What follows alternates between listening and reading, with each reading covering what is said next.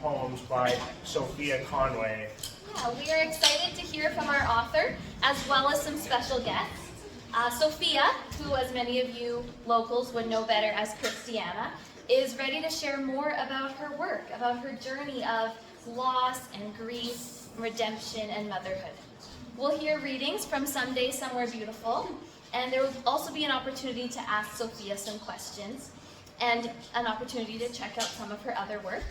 But first, Sophia has invited her fellow poet and dear friend, Elisha Perota, to share some of her poetry. So please join us in welcoming her. Elisha Perota. Thank you. Thanks for having me. I'm going to read two poems for you today. This first poem might need a little bit of context, so it's from the perspective of somebody standing at the gravesite of a lost loved one, and they're envisioning their bones underground. And it's called Skeleton Song. I picture you beneath rich soil, still smiling. Your toothy grin connects to shattered cheekbones, and somehow there is light peeking through the shards. Your body, once overfed, now rests atop itself, a heap of curled bones with sockets the size of the sun, still setting. Each vertebrae a melodic key, I hear you calling me. When I scan for your fingers, I see they point towards home. Your palms rest face up as if awaiting your first grandchild, held by head and bottom toward Alethea. The wind has made harps of your rib cage, and I recognize your voice through the ethereal sound. I catch a glimpse of twisted legs as they lead to hips that tilt inwards like famished bulls. Your parts decompress and groan between grit and stone. They whisper, "Don't go," until I do. When I search for your eyes to say goodbye, I am met by sockets the size of the moon, and they are still rising. Thank you.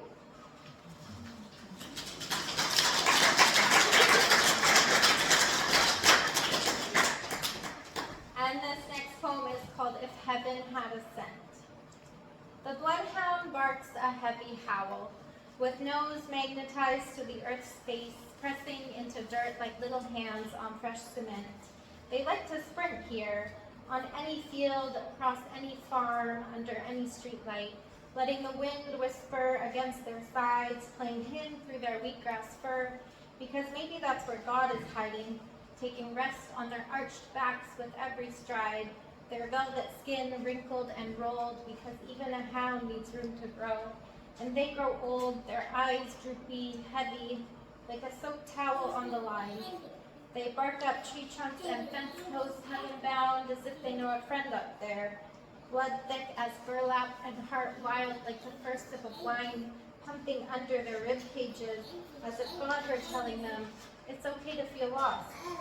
And maybe that's why they sprint here, on any field, across any farm, under any streetlight, with God right under their noses.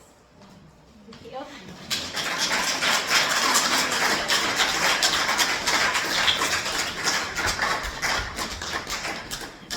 Thank you so much, Elisha, for sharing some of your work with us. Next, we're going to hear from Sophia Conway, the author of Someday Somewhere Beautiful. Sophia's poems explore the themes of miscarriage, pregnancy, and motherhood in a fierce but vulnerable way. It's an intimate and often difficult moment when someone shares about great loss, especially the loss of a child. However, Sophia is passionate about starting conversations surrounding the pain of miscarriage and the challenges of motherhood. The writing of this collection of poems began as a way of processing her own grief and journey to motherhood. But Sophia has since come to use her art and platform to encourage and advocate for other women who have experienced similar grief. Sophia has even been invited into conversations with Island Health to help improve care offered to women walking through pregnancy loss. It's Sophia's hope that this evening would open up space to talk about these experiences. She hopes that exhibiting her art makes people feel less alone and destigmatizes some of the topics discussed in her poetry. That's why we're pleased to be able to hear some of her story and art directly from her this evening. So everybody, please welcome with us Sophia Conway.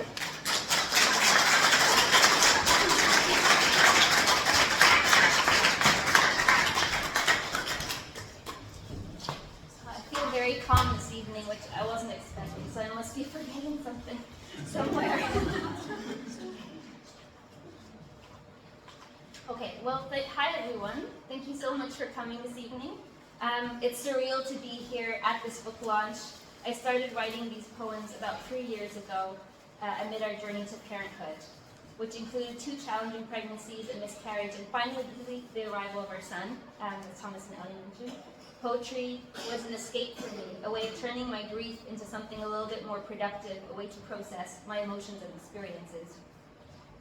Once I had written a solid collection of poems, I wondered what I could do with them. I wanted to put my work out into the world hoping it would find the right people, mothers who might be going through what I was going through. Grief is a heavy burden to carry, and motherhood can be incredibly isolating. So I hope my experience told through poetry would help others feel less alone or just encouraged while dealing with similar challenges. And for those on the outskirts, it's an insight into what mothers may be going through, and I hope it helps them, gives them sort of greater compassion and better understanding as well. And on a more personal level, of course, this book is many things to me. It's a diary of a season of my life, a history of how our little family came about, a map of all the places my husband has faithfully journeyed with me through, a memory capsule of our first child, a love letter to our son, who, yeah, it's worth it. You certainly heard him, and you will probably hear from him again this evening. But it puts me in a vulnerable situation, bearing my heart in this way on these pages. As terrifying as it is, I wanted to be honest with the world and hope it meets me with compassion. And I hope you too won't judge me by my lowest moments, because I'm just very honest. And if I mention anything about my marriage, it was with the approval of my husband. Just a heads up. Tonight I'm going to share a few selected poems from the book that I hope encapsulate it as a whole. I was a bit of a theater kid growing up, but this work has been more challenging for me to perform, because it's very personal and deeply emotional still sometimes.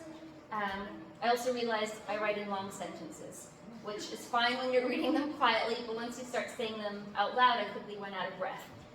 So I'll do my best, but you're forewarned that caffeine, anxiety, and asthma do not mix. So we'll see how we go. No promises.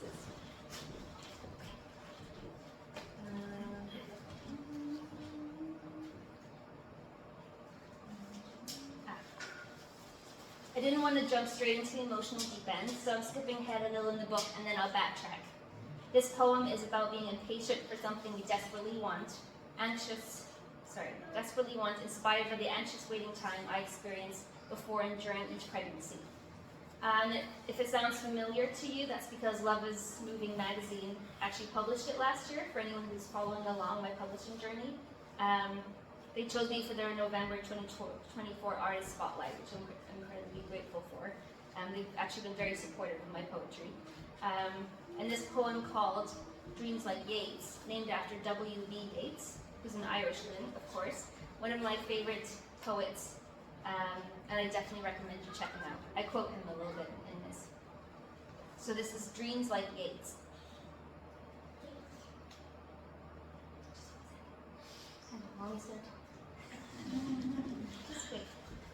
I have spread my dreams, W.B. Yeats utters. Tread softly, walk carefully, and guard each step ahead. I utter the same words to this house. Our home becomes a church shadow, as each day turns over light and day falling and rising around as I haunt the threshold here. The hopes and requests I murmur fuse with the old wood and new paint becoming one. A house of many dreams and soon a life of many colors if I have my way. I hear each desire whispered back in the stillness of the endless nights, echoes and mutterings, a flurry of prayers clutching at meditations. This home filled with wishes deeper than a wishing well, my constant pleading becomes this shrine's endless spell.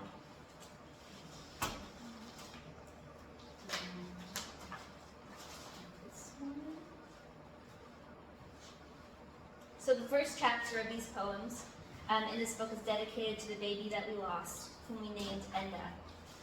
This next poem is one closest to my heart. Many of the poems use metaphors and juxtapositions, but this one speaks very plainly and honestly of my experience. My experience in having a miscarriage followed by an emergency D&C surgery is that if you request your baby's remains returned to you after the surgery, so you can arrange the burial yourself, the remains will be returned to you in a plastic container, wrapped in a plastic bag, with words like biological waste and hazardous printed all over it. It was devastating to me to hold my baby for the first time in this way. I know Thomas and Ellie kind of mentioned this a little bit in the introduction, but I have in the last few months been corresponding with Island Health and the hospital to see if there's a way to improve like the packaging to make it more respectful. I'm grateful that they're willing to have this conversation with me and are open to making changes. We've had several Zoom meetings already, but that's a conversation that's still ongoing, so no changes yet. But I didn't want to just sit and complain about my experiences, but work towards improving it for future women. Some people that I've spoken to who have read this next poem already are shocked about the experience that I wrote, so I just wanted to share that this evening so people will know that there's going to be changes happening soon, Lord willing. So that is some context for this next poem entitled Sparrow Fly.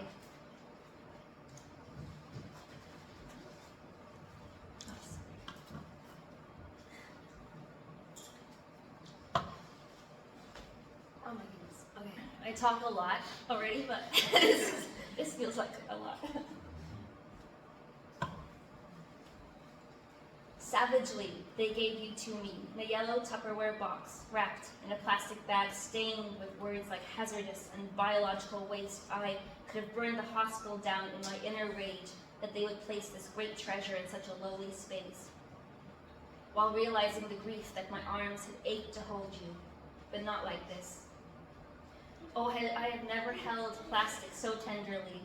I held my own heart that day and wished the world would fall away, our life a fable of one can hope and love too much too soon. Yellow box on the shelf next to the aloe until it was time to let go. We named you in low murmurs that night, and our little bird had taken flight. The footnote to this poem, which I'll read out to you, says, with Irish origins, Enda derives from the old Gaelic phrase Ein Gala, meaning like a bird, suggesting freedom of spirit.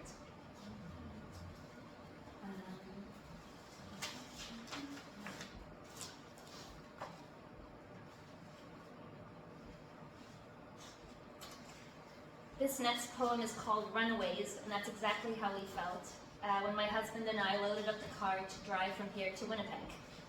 We had booked 3 weeks off work to have a little baby Moon and tick some things off our Canadian bucket list before becoming parents. We lost baby Enda unexpectedly just a few weeks before we were supposed to leave, but still decided to go on our trip, this time with a different focus. From one last hurrah to a time for us to process our loss privately, leave our little grief bubble and reconnect as a couple. We spent our days driving, eating, sightseeing, praying, reflecting, and reading through the book of Proverbs, and our nights sleeping on an air mattress in the back of our car underneath an amazing prairie sky full of the brightest stars you'll ever see. It was an amazingly healing time for us, emotionally and spiritually, and I'm very grateful that we did it, and that this next poem speaks to those experiences. It's called Runaways.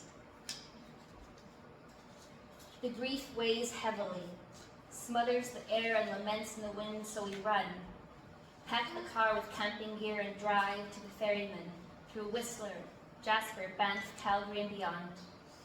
Over mountains and between bared grain stalks we drive and sleep enshrined in colder nights and drink deeply of the winter sun. Sadness does not follow us, but the questions do. I hear them echo in the mud behind each tire mark and curve. Why us? Why now? Why this? On our return, we still have no answers, but a newfound peace, the kind that comes in waves, promising something hazy in the morning light. I can't quite pin it yet, but I can be patient. The little white crib gets washed with tears and packed away for a future day, another hope, a different child.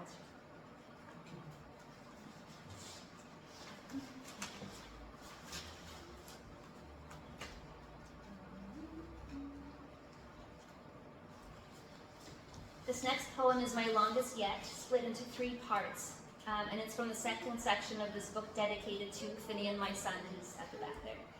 It's called The Circle of Life, inspired by Finian meeting his great-grandfather on my husband's side, whom he lost just 2 weeks after that first meeting.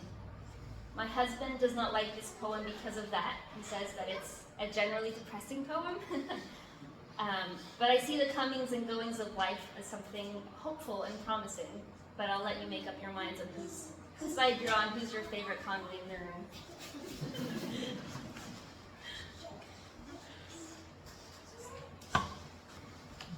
The Circle of Life. Part 1, Meeting. I saw 90 years and 2 feet between the strong and limber bones of my infant son and the endless shaking frame of his great-grandfather. You took each other in, he with more consideration than you, my boy. I couldn't tell if there was sadness or hope within his eyes to see his legacy arrive as his days grew shorter all the time. And what did you, my son, see in him? Was it all the potential of life embodied here and now, or the dying of hope that no matter what we do, we still all end up here shaking and afraid? Part 2, Joining. Life in all its fullness showed itself the moment your tiny hand reached across and curled around the withering bone of your great-grandfather. Your eyes met across the years, and I swear I saw an understanding there in the brightness of yours and fading of his. You will be him someday, as will I in my own way, and when the future visits as it did to him today, our spirits will be gently lifted, and we will feel hope again, and then hope for a long-earned rest. Part 3, Parting. Your great-grandfather passed away, 1 story down and 2 rooms to the right from where I laid you on the floor and played with you at night when jet lag kicked us out of bed and your cries tied us to the toys. We didn't hear his last breath over your giggles and my yawns. We didn't feel his chest rise and fall for the last time over the softness of your new skin and that hard wooden floor. I wondered if it would have been better for us to be asleep and we could have claimed ignorance that we missed it all in our deep slumber, but instead I wondered if we should have sensed a shift in the air when the house was suddenly less one night. Suddenly one less. Last night, yes. But maybe it was better this way, for him to pass in peaceful isolation under soft cotton sheets to the apricot glow of the streetlight outside and the bubbling joy of his great-grandson above. When life was slipping out of reach, to be reminded that a legacy hard-won continues in your son's son's son, and that while you reach your eternal sleep, the circle of life will keep spinning and spinning and spinning around. I don't think anyone has their book out. If you were actually following along, sometimes I throw the odd word in that's not actually in there because I actually took it out in editing over the last year and my mind hasn't fully caught up with that. So it's not perhaps entirely accurate always what I'm reading.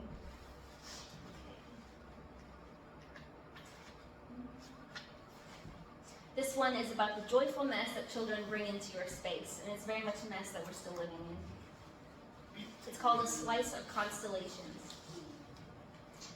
He kisses the cold glass again and again as if trying to revive the winter dawn on the other side of the window.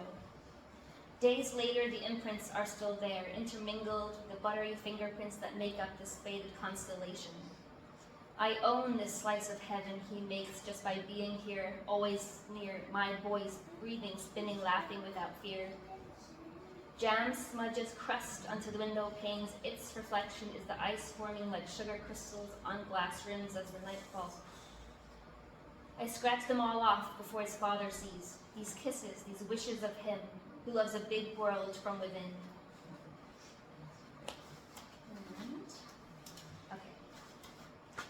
The last chapter of poems in this book is dedicated to the woman I once was and the one I hope to become.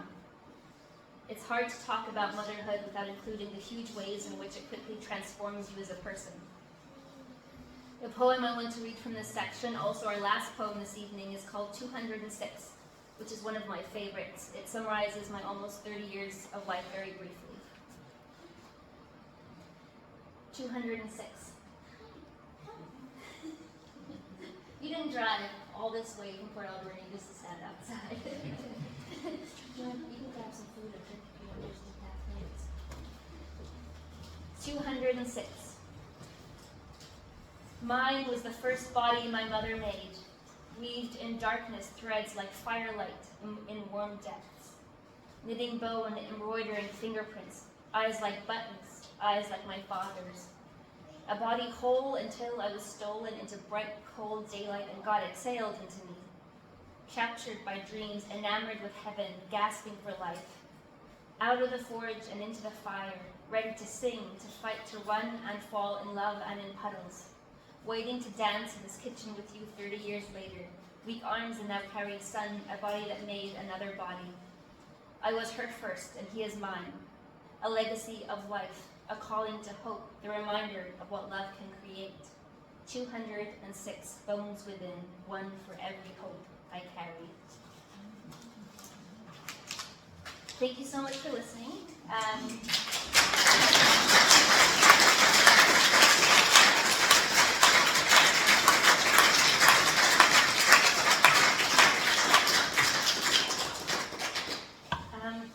Thank you to those of you who have been part of the journey within these pages, for buying my book, for your support and your continued friendship. If I haven't scared you away. I hope you enjoyed the poems that I've shared and the almost 100 other ones within this book that I didn't have time to read tonight and didn't want to. I can't leave this book launch without saying a quick thank you to Karen Kelsey and the Kelsey Books publishing team for having faith in my poetry and for their tireless work over the last year to bring it all together.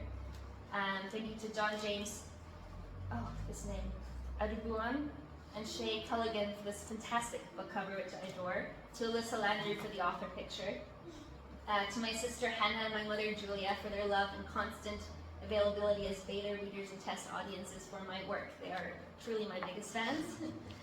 Thank you to my husband Christopher for allowing me to pour so much of myself and my time into my creative pursuits, for his love and support on the journey to and through motherhood. You can see him in action right there, just wrangling the guy. To my chaos and muse, Finian, as well, who's at the very back. To Thomas, Ellie, Alicia, and Jennifer, who you'll hear from in a second, for their willingness to be involved tonight. And what more can I say than Soli Deo Gloria, all glory to God alone. Okay, I'm done now.